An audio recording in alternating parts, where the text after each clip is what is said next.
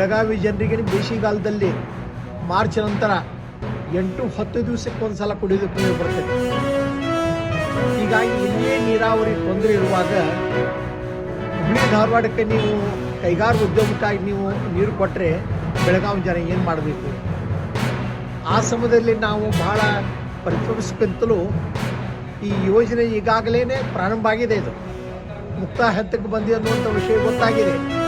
ಅದಕ್ಕಾಗಿ ಇವತ್ತು ನಮ್ಮ ಬೆಳಗಾವಿರುವಂಥ ಎಲ್ಲ ಜನರು ರಾಜಕೀಯವನ್ನು ಬಿಟ್ಟು ಭಾಷಾ ಭೇದವನ್ನು ಬಿಟ್ಟು ಎಲ್ಲರೂ ಒಂದಾಗಿ ನಾವು ಹೋರಾಡಿದರೆ ಈ ಯೋಜನೆ ತಡೆಯಲು ಸಾಧ್ಯವಾಗ್ತಾ ಇದೆ.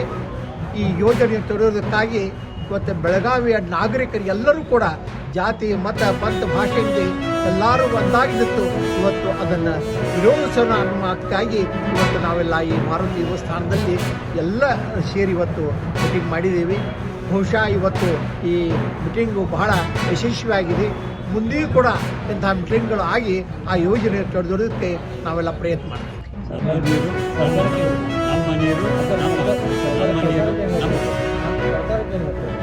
ಸರ್ಕಾರಕ್ಕೆ ಹೇಳ್ತೀವಿ, ಆಕಸ್ಮಿಕವಾಗಿ ಸರ್ಕಾರ ಇದನ್ನು ತಡೆದಿದ್ದರೆ ಈ ಭಾಗದ ಎಲ್ಲ ರಾಜಕೀಯ ಪಕ್ಷಗಳಾಯಿತು, ಧರ್ಮಗುರುಗಳಾಯಿದ್ರು, ಸಾಮಾಜಿಕ ಕಾರ್ಯಕರ್ತರು ಕೂಡಿ ಇದನ್ನು ವಿರೋಧ ಮಾಡ್ತೀವಿ. ನಾವು ಪ್ರತಿಭಟನೆ